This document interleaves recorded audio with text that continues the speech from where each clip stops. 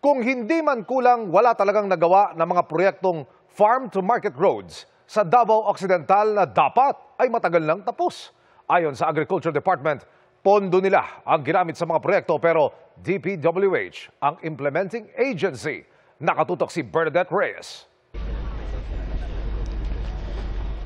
Sa inspeksyon ng Agriculture Secretary Francisco Chu Laurel Jr. sa Davao Occidental noong isang buwan, nagulat siya sa kanyang nadiskubre.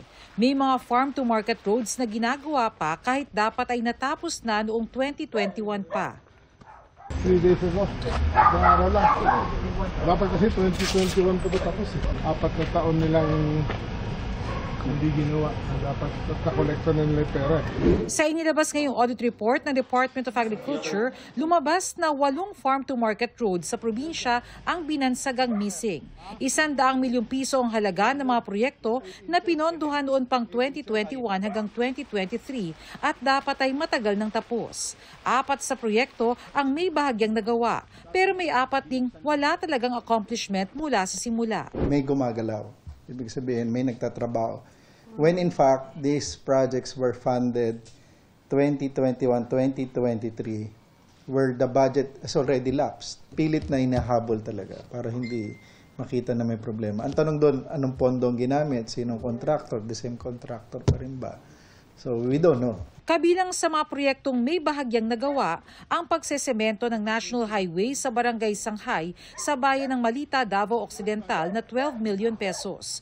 Ang kontraktor nito, kumpanyang pagmamay-ari ng mag-asawang kontratistang sina Curly at Sara Diskaya, ang Great Pacific Builders and General Contractors. Ang 13 million peso na pagsesemento rin sa ilalim ng kontraktor na John Marie Construction Service, 15 million pesos sa ilalim ng Dicem Construction and Supply, at ang 12 million pesos na concreting sa ilalim ng HVC Sagittarius. Ang 4 na proyekto naman na walang nagawa kahit ano, pareho rin ng mga contractors, ang John Marie Construction Services, Dicem Construction and Supply at HVC Sagittarius. Lahat ng possible cases, idadaan yan sa ICI.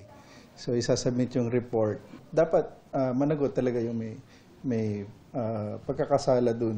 Ayon sa DA, pondo ng kagawaran ng ginamit sa naturang mga proyekto. Pero Department of Public Works and Highways ang implementing agency. Nasa kanila na yung pondo eh. So in terms of liability, walang liability si DA kasi hindi siya part doon sa kailangan pumirma para ma-release ang payment doon sa contractor. Kasi we are not party to the contract. Hinihinga namin ng pahayag ang mga nabanggit na contractor pati ang DPWH.